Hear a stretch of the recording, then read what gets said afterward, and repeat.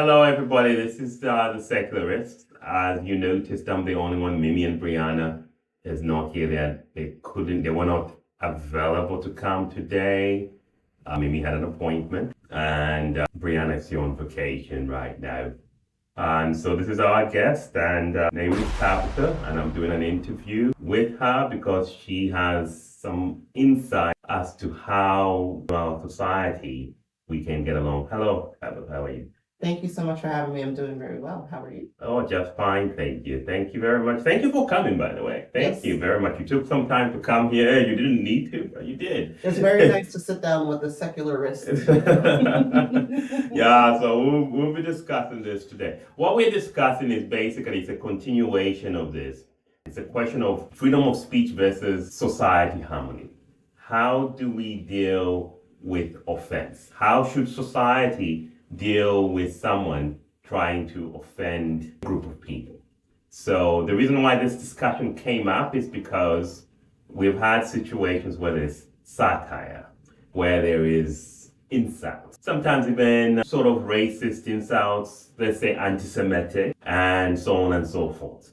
So how do we deal with that? Should society ban those? Should society regulate them? Or should we just say we are a free speech society, we're a Western society, we all have to have a thick skin? What do you think? Let's start with that. It's just a general discussion. Thank you so much. And again, thank you for having me. On social, you can follow me everywhere under Tabetha Explains It All or the Tabetha Wilson. And so concerning your question, which is so profound, I always think of things globally. Mm-hmm. So I think of ancient times, Egypt and the rights people had. Mm-hmm. So I want to preface this with that I actually got a credential. I went through the human rights training and got a certificate. And so that's my lens coming into this question right now. And just thinking about, again, I'm like an armchair historian. People call me that. I don't say I'm a historian, but I'm very much fascinated with history. I feel like there's a historical time that we can always reference with things. So I look at societies like ancient Rome, Egypt. At a certain point, the Empire of Britain. And these were not homogeneous societies. They functioned, they had their flaws. But for the most part, there's continuity. There's people getting along. It's different races. Like when I think of Rome because that Gladiator 2 came out and I was obsessed with it. I watched it a lot. It's so good, right? And essentially Denzel's character is a black man in ancient Rome. They don't mention it. They don't talk about it. It's not a thing. His race has nothing to do with the role. If you really parse it, there's no subtext about it where it would be, a different time in history, modern times, that would be part of the plot. Like I think of Scandal, right? Yes. Part of her race was part of the plot, that she's a high-powered attorney and she's a black woman. Really, in ancient Rome, you could be born a slave and rise to senator, so to speak, right? And so I think we've dealt with this human rights question throughout history, and throughout history, society has lent towards cooperation. Mm-hmm. We try to respect one another. There's that live and let live philosophy that you hear sometimes, and there's a subtext to that that's a little problematic because it's almost like a don't ask, don't tell kind of subtext to it. But there is that, I don't care what my neighbor is doing. You have your faith, you have your denomination, you have maybe your spectrum you are in sexuality. I mind my business, you have the freedom. I have my freedoms, you don't bother me. So I think when it comes to free speech, we're not trying to limit anyone. Mm-hmm. We're trying to protect people or protect one another. Just as if I would want to know if I offended you. Mm-hmm. I'd rather have a good relationship with you. Mm-hmm. And so understanding when you said that, that's a stereotype, or when you said that, that's like something people said in times against my people, but it's not true. I could point to you with facts. I feel like the facts always dissolve stereotypes, stigmas, statistics even for that matter, because the moment you categorize an entire group, there's always one person in the crowd that's going to make you look like a fool. They don't fit the categorization. So how could we, so free speech, I think, is inherent. I think we're born with free speech. That's why we have human rights, so no one infringes on it. There's lots of reasons why people will want to limit speech. One of that being power control. And you see even with societies that are not heterogeneous, they become more homogeneous. The first thing they do is close themselves off to other people. And so no one in, no one out. Same thing with ideas. No ideas in, no ideas. Those societies, you start to see them decline. You see that the base way government functions starts to fall apart. So Afghanistan historically was not always that way. Another regime took over. Things panned out. You can look at history and see how things turned out. Another society, Turkey, conversely, went another way, went towards westernization. So it's not saying one is better, one is worse, but obviously when societies pivot you towards different things, and by no means, that's why I say human rights, or why I said it's a global conversation, because I don't want to elevate Western society over what happens anywhere else. At the same time, there's a whole conversation there, because I think the Western civilization has its skeletons and things they say you have human rights and then violate human rights, right? So I don't want to go into that without saying that. Yeah, and that's a very deep and very interesting way of looking at it. And I didn't even know you had your human rights certificate. I know you have other credentials, which I am aware of, but which is the reason why I invited you here. Yeah. And that's definitely excellent. I think there's a feeling, and it's just what I see online, that some people want to have that freedom to be able to insult another person without consequences. Like they want to be able to go on the internet and say the meanest things and get away with it. There was that lawyer, I'll share the name on the link, I'm not going to mention it. I have a preference not to bring up topics if it's already gone 5-6 years ago, who went and began screaming at I remember. two Latino women. Do you remember that incident? And then, of course, there were protests.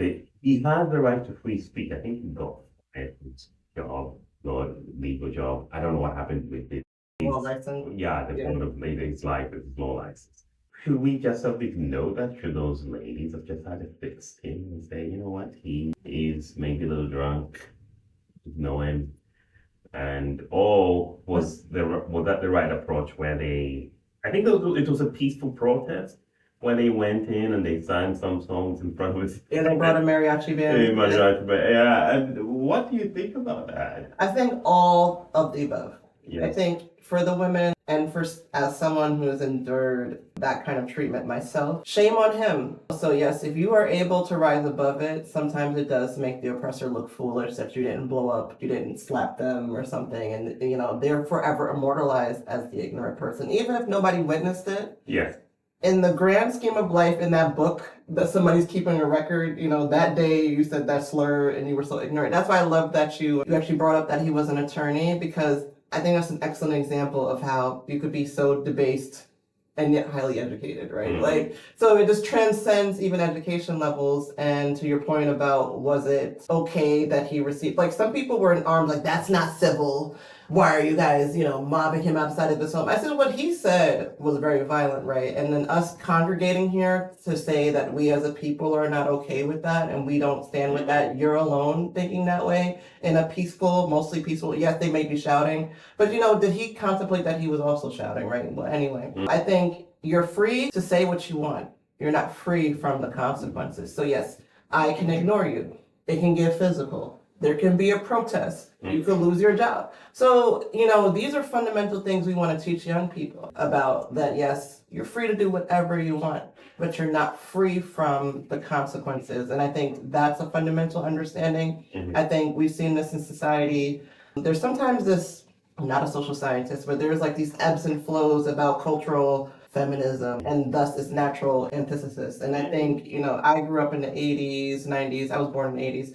Grew up in the 90s, and there was always what do I know about feminism? What do I know about gender wars or whatever? But people think that's new. And do you remember Andrew Dice Clay? Yes. Leather jacket, cigarette, and he would say these really horrible things. This is not new. It happens in society. Think about it now. Even then, that was tongue in cheek. It was wow. It was anti-politically correct. So for those who are very young and stumble across this, Before there was woke, there was politically correct. Everything that because you couldn't make a joke, you couldn't say this about black people anymore. Like black jokes used to be mainstream. It used to be on cable TV. You'd see a Caucasian non-BIPOC comedian, and he'll say something off color about black people, and it'd be a mixed audience, and everybody would be laughing because it was supposed to be the culture, and the culture closed in on those folks over time. The circle of people where it was okay, 50s, 40s, 30s, was big. And as time went on, it got smaller and smaller and smaller to the point we are now, where if you say these off-color jokes, you don't have a career. Do you think those times where people could joke, we could even go as far as starting with the minstrel shows. We remember those like two guys who used to do like jokes that they were pretending black. Yes, where they used to pretend like they were black, and some people love it. Loved it, yeah, and it was something that you were supposed to joke about and laugh about. And people say that we should be able to take a joke. It shouldn't be an issue.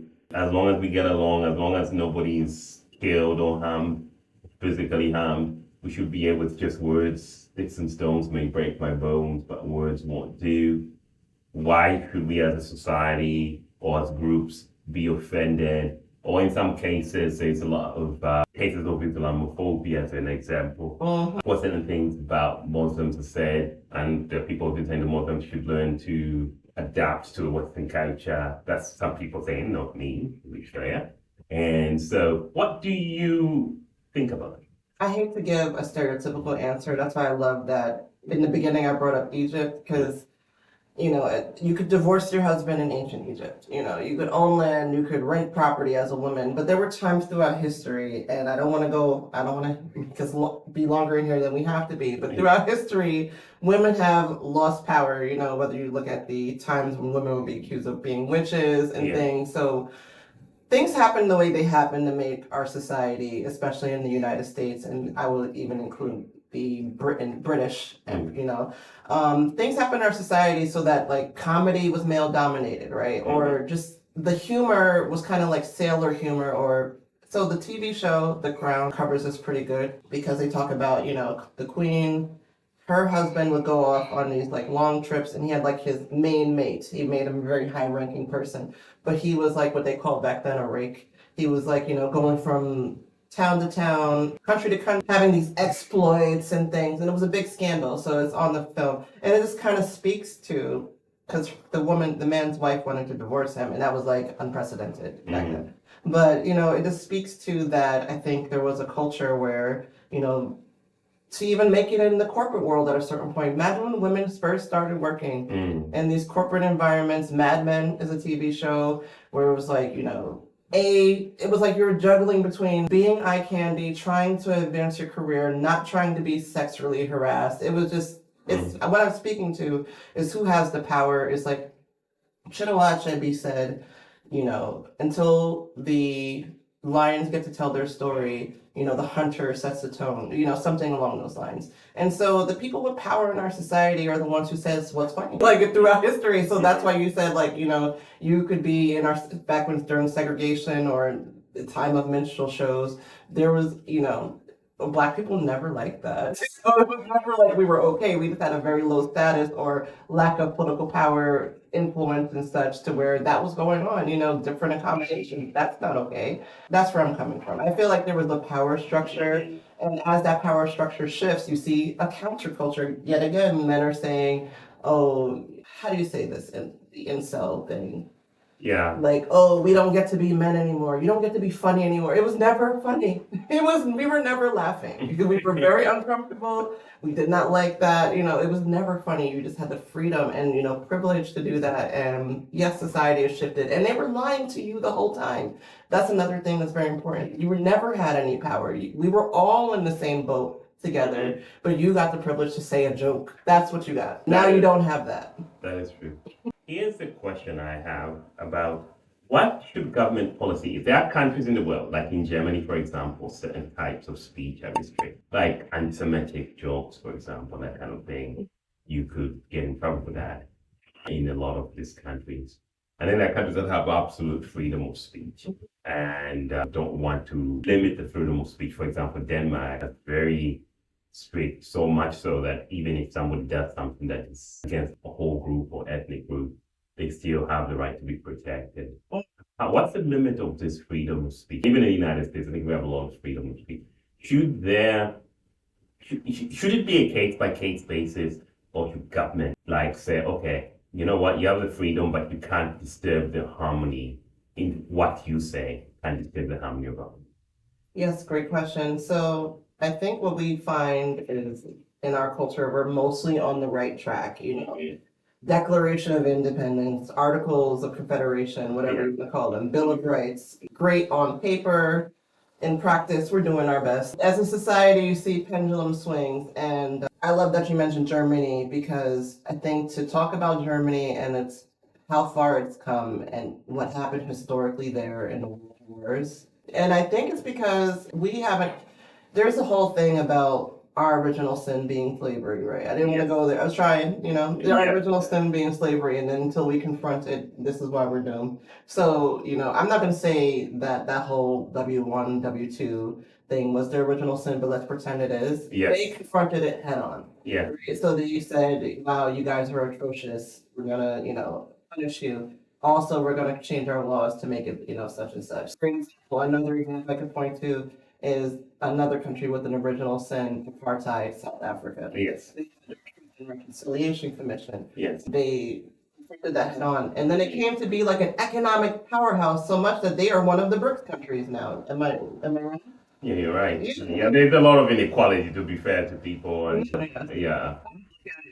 And of course, I don't want to restrict anything you say because back to why I mentioned that man had all those bigoted ideas, but yet he was an attorney. All of us are I hate the demonizing someone for what they don't know. Mhm. And I'm going to give people the benefit of the doubt that you don't know better. For example, we've come a long way, I think, with LGBTQIA plus issues in this country. Yes. There was a time where they were the butt of the jokes, the butt of the plot lines in TV shows. Like I remember a friend pointed out to me Yes. that they didn't like the character on Will and Grace, Jack. Yes. Now, Jack to me was like, he was made the show. He was like the Steve Urkel of the show. Mhm. But think about it. Do you want a representation of your community to be a caricature? And they really opened my eyes that, oh wait, Jack is this flamboyant man who's gay, blah, blah, blah. And it's like, it characterizes that nothing's wrong with Jack, one of my favorite characters. But it was just like, why is the narrative always that? Why don't we ever show us with more complex issues?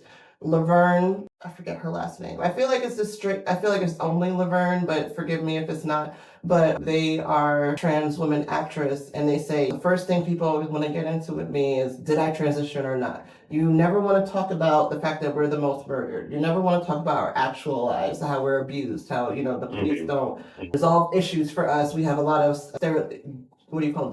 disparities in our community. We're like the highest rate of XYZ. And I think it speaks to that and the mass media has a tendency to simplify things. So you saw that in the 80s with those classic jokes. I think even our humor, it's funny because I think of comedians as this comes to mind. I don't know why comedians come to mind. But even our humor about ourselves was so self-deprecating at a point that you don't even see those type of comedians anymore. Black comedians don't really do all that. Oh my gosh, when I grew up, that stereotypical thing, so that when another group approaches you, they think you're that too. We've only been bettered for that. I think we've done a great job. I also want to point to that incident with that, what is his name, Johnny Somali? Yes. He is a very good case study about a country that everything we talked about, as a country, they protected his rights to offend them. A lot of people spoke out against him on a regular citizenry level, but when he was in trouble, the police intervened and they protected him for the most part. He had human rights. Yes, and so that is Johnny Somali's story. I'm so glad you brought it up. And I kept trying to bring it up and I forgot to bring it up now. And I remember that I talked about it on the side and I forgot. Johnny Somali's example is a very good example of for people who don't know, I'm going to put a link about Johnny Somali. You need a whole clip and watch it and see how offensive. Like you go and disrespect, desecrate the sexual camp of women. He'll go in a train in Japan and talk about Hiroshima and Nagasaki. Now, in Japan, to tell you how they feel about Hiroshima and Nagasaki, I do remember when I was in Japan, because I've lived in Japan. And so when I was in Japan, we went as a group, as students, and all the Japanese girls went on tears. I'm not kidding, like all of them, and even the males were like, oh, you could see, you felt like, oh my goodness, this happened. I forgot what museum, I think it might have been the Peace Museum or something like that. That's what it was called. I forgot what they called it. It's, it's that sad. That's how they felt. And this guy is on the train talking about that. So, and he wasn't beaten up. Actually, the first time he was beaten up was beaten by another Westerner who was so offended by how he was behaved that he ended up punching him. I think Japanese yakuza got really mad and tried to get him to apologize, and he did some other stupid stuff. But nothing really happened to him, no harm. From the government. Yeah. But the society, it takes me right back to the attorney. The society wasn't happy that they had a bounty on his head. Yeah. You know, people So with time. they began to reveal his real name, right? Because Jonas Suman is not his name. And so, and now he's stuck in Korea, South Korea, because they had him with his comfort women and whatever. And he wasn't caught for that. He was caught for something else, a trespass. It happened in Japan. He stayed for 23 days in jail in Japan because he went on trespass and began to take for. In Japan, going into somebody's space, trespassing is a pretty large offense, but they let him go after a while. And Johnny Somali's case is a case of being a provocateur, right? Yeah. And they were tolerating him. the provocateur example. This is the question I was asking one of my friends. I say the same people in the West who are okay with Muslims being attacked were very offended when seeing Johnny Somali behave the way he did. And so I had some questions about that. I'm not sure what that is. Because these are the same people, right? And I was talking to one of my friends, and he was not happy about what had happened. By the way, this was it. I did state in my last video, I did state in this video, the killing of Sawan Momika was tragic. Be clear. Okay, we all know that. So we're not trying to say it was completely wrong. However, and even the killing, the shootings in Charlie, we talked about Hebdo in my last video. That was wrong. However, I had a question because a lot of people said, "Oh my God, it's just tolerated and whatever." I had a little bit of a question because a lot of people in the West were very angry with Johnny Somali's behavior. A lot of them said, "Lock him up for 30 years." There were people who were saying, "Lock him up and throw the keys." This was in the comments. And I was just wondering why people did not feel the same offense when the Muslim community is attacked. That's the question I was asking. It's a question. I think it's a matter of what he was doing as an individual agent. Mm-hmm. It's like you're a guest in someone's home, right? When you visit another country. Now, I'm afraid to behave like that overseas. I wouldn't behave like that out of town because of what ends up happening to him ultimately. The culture, the traditions, the customs are different, and the laws are different. However, I think the difference with an entire group that you're unfamiliar with, we tend to be insular, we tend to know our own world. Yes. But it's the rare person that does a world religions course. It's the rare person that, researches why people are atheists or secularists. Yes. So people tend to understand themselves and not so much other groups. And it's all a matter of proximity. And I think there's an element of hierarchy to it too. Where, like I mentioned, I think LGBTQIA plus community is one of the last communities, but they've come so far with getting people to respect them. Women, again, butt of every joke.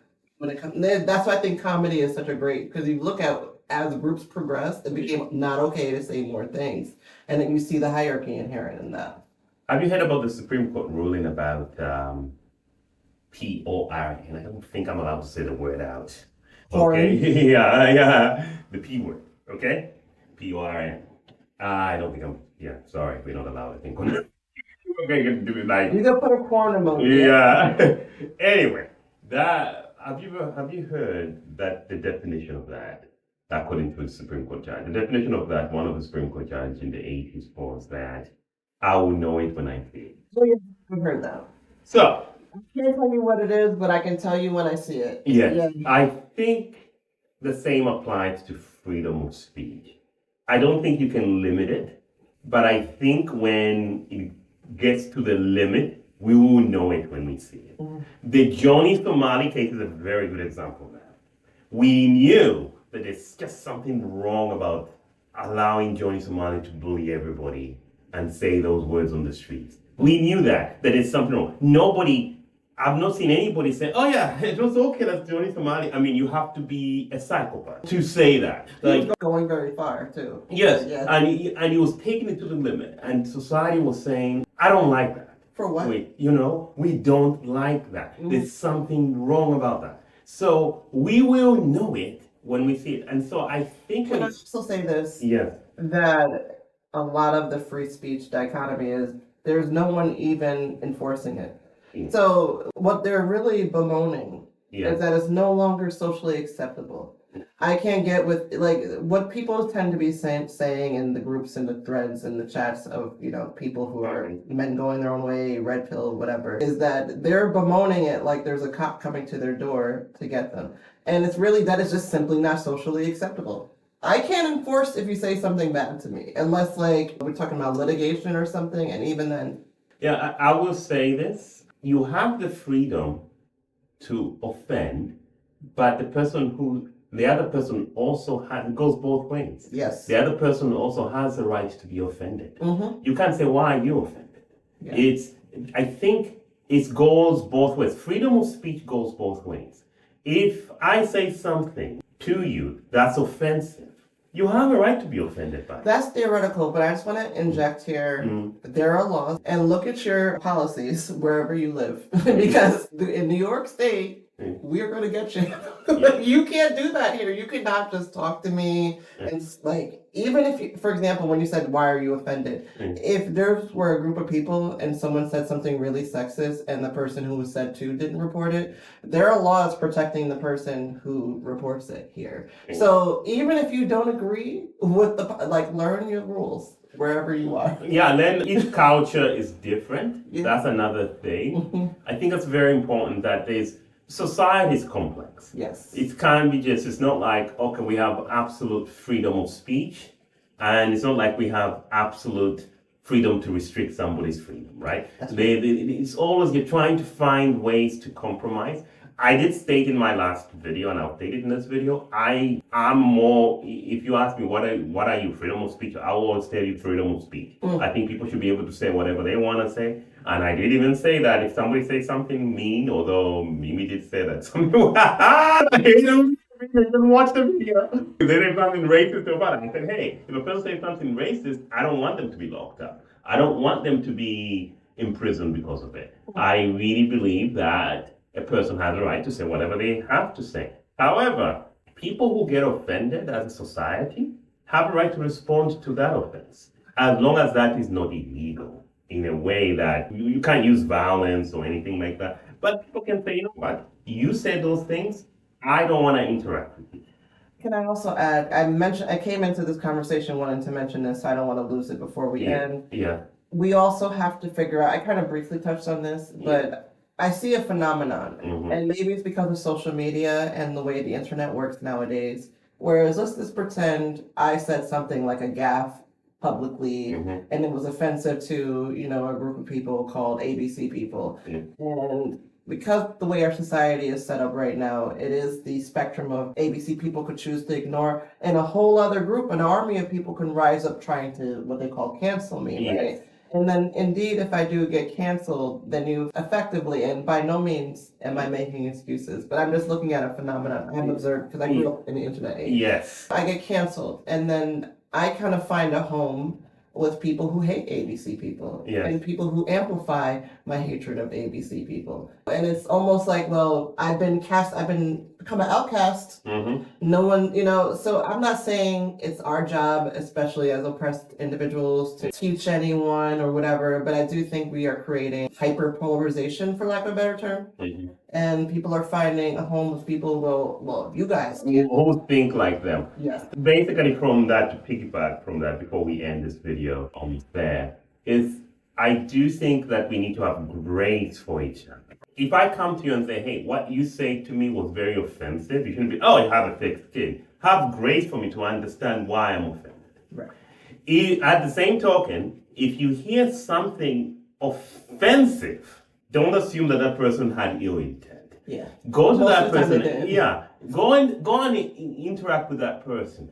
Don't fire them or cancel them just because they had a different view or they did something different. There was a musician, and this is just my personal opinion. Tabetha and Mimi may not share that opinion. Others. There was a musician who sang at the Trump first inauguration. Oh, Chrisette Michelle. Yes, I felt that her cancellation was wrong. It was messed up, and it shouldn't have been done. And I think we owe her apology as a we society. owe an apology to society. We need grace for each other. She just went to sing there. She wasn't saying that she supported it. You know, everything he believed in. Like sometimes we as a society have to learn to give each other grace, and at the same time to try and understand each other. So the grace is owed both ways. We reach people, I always say while they're young, but I know I learned a lot of things in even my adulthood. I've greatly expanded my knowledge of not being offensive to groups. And I think if we treat people like they're teachable and catch them while they're young, we won't have scenarios where we have to draw a line in the sand and say you're with us or you're against us. And you know, they want to go to folks who think like them, then go for it, enjoy yourself. But at the same time, I do think we are creating like an echo chamber of hatred too. And we want to be an echo chamber of like love, compassion, growth, but not you're done forever. Like it's because you make someone kind of like nihilistic. What do you call it? Like when you go like guerrilla style at that point, you push them over. It's like a rabbit in the corner. You keep pushing them in the corner, they fight back. And I think we're seeing that in our society. Not our fault, but we have to figure it out. We have to figure it out. But there's something that Talbot had said on the side, which I have to say before we end this video, because I think that's something we could learn from, is that every group of people, there's a different spectrum in each group of people. There is no, you can't say, oh, the LGBTQIA are doing this and this. They're not a monolith. They're not a monolith. If you meet that one person, you've met one person. Same thing with the Christian, etc., right? If you meet the Christian, there are different types of Christians. You don't want to be judging all the Christians based on one Christian or 5 Christians. So prejudice basically happens when we look at everybody as a group. And sometimes we have to think of people as individuals. And so if somebody behaves in a way that's offensive, or if somebody even commits a crime from a group of people, there's no group of people that has no criminals. I'm yet to find that one group. Like even in very low crime rate in Japan, they have criminals. We have some yakuza. We have criminals are in every society. Say, oh, that whole group they're like this doesn't help. So I think I did like that. She said in a better word than I did, but I did like that when we talked about that. Yes. You heard it perfectly, actually. You hit it on the head. Yeah. So anyway, thank you for watching. I hope you learned something about this and about how we can interact together, interacting between free speech versus society harmony. Think about this. I did not give you an answer for this, Johnny Somali, but put in the comments. What do you think? How do we compare Johnny Somali's case with the case of a provocateur against the Muslim community? How do we compare those two, or are they totally different? Maybe I'm wrong. And people doing it on a small scale. I feel like this overall society, people are trolling nowadays. Exactly. Because they know they can get a rise out of you. Hence my original response about sometimes you don't even honor what those folks are saying. You just ignore them. Let the foolishness flourish. Exactly. Choosing not to engage. There was a Catholic gentleman video and he said, choosing not to engage sometimes is the best of things. I'll put the link below. I forgot his name. But I'll put the link below because it's a short video and I shared it with myself because it was such a profound video. It's a short. And he's saying sometimes you have to choose not to engage because the more you engage, it's not going to help you. So it's okay if somebody offends you just to walk away. But anyway, thank you for watching The Secularist, and thank you Tabetha for coming. Thank you for having me. This was lovely. Thank you. I think I should let him go.